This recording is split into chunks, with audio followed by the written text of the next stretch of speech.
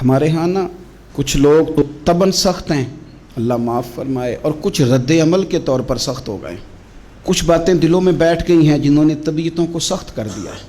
کبھی کہیں آپ بہو سے کہ چلو بوڑھی ساس سے اگر کبھی کو بات سخت نکل گئی ہے تو معاف کر دے، وہ تیار نہیں ہوتی، وہ کہتی ہے تمہیں پتہ نہیں میرے ساتھ کیا کچھ ہوا۔ کبھی ساس سے کہا جائے نا چلو بھول گئی تھی بچی تو آپ درگزر کر دیں، تو کہتے تمہیں پتہ نہیں میرے اندر سختی کتنی آ گئی ہے، دکھ کتنے بیٹھ گئے۔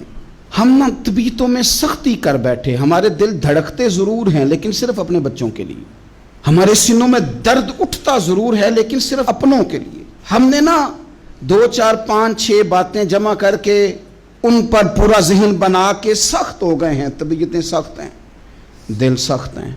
میرے نبی پاک صلی اللہ تعالی علیہ وسلم نے فرمایا، یہ حدیث مسلم شریف میں موجود ہے، فرمایا جنت میں وہ لوگ داخل کیے جائیں گے جن کے دل چڑیوں کی طرح نرم ہیں۔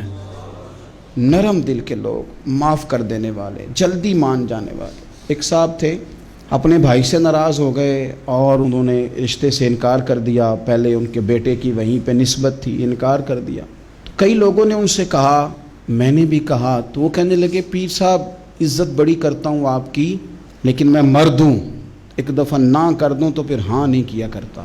تو میں نے اس صاحب سے کہا، میں نے کہا یوں نہ کر، اگر صبح قیامت تیرے بارے میں کوئی سخت فیصلہ آ جائے اور رب کو منانا ہو کسی مقام پر تو کیا کہے گا؟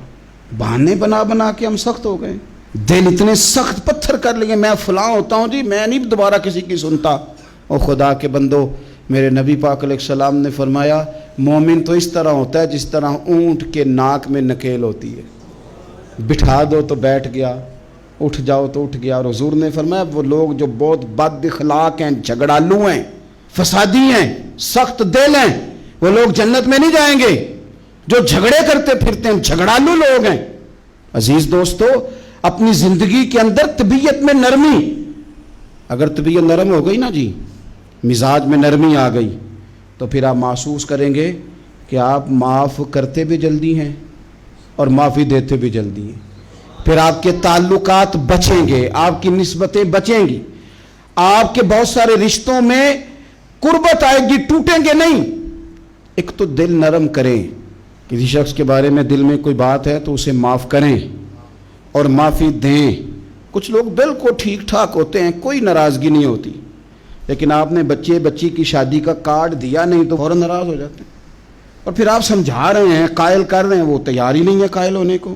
سنو اور اس حدیث کو یاد رکھنا، نبی پاک صلی اللہ تعالی علیہ وسلم نے فرمایا جس کے پاس اس کا بھائی عذر لایا، بھائی معافی مانگنے آیا اور پھر اس نے معاف نہ کیا، اللہ کے حبیب فرماتے میرے حوض کوثر پہ نہ آئے۔ تو سخت ہو کے بیٹھ گیا ہے، تو کہتا ہے میرے سے پہلے سنے، میں آپ کو بتاؤں اس نے میرے ساتھ کیا کیا، اور ٹھہر جا۔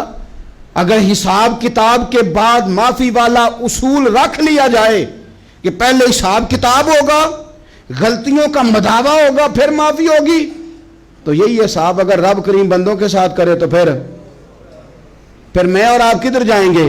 تو اس سادی بات پہ آ جاؤ نا، تو 2 جملوں میں حضور نے سمجھائی ہے، فرمایا تم رب کے بندوں کو معاف کر دو، اللہ تمہیں معاف کر دے گا۔ رمضان المبارک کے تشریف لانے سے پہلے اپنی طبیعت کے اندر ایسا ذوق لائیں، ایسی طبیعت لائیں کہ ہم نے معافی دینی بھی ہے اور معافی لینی بھی ہے۔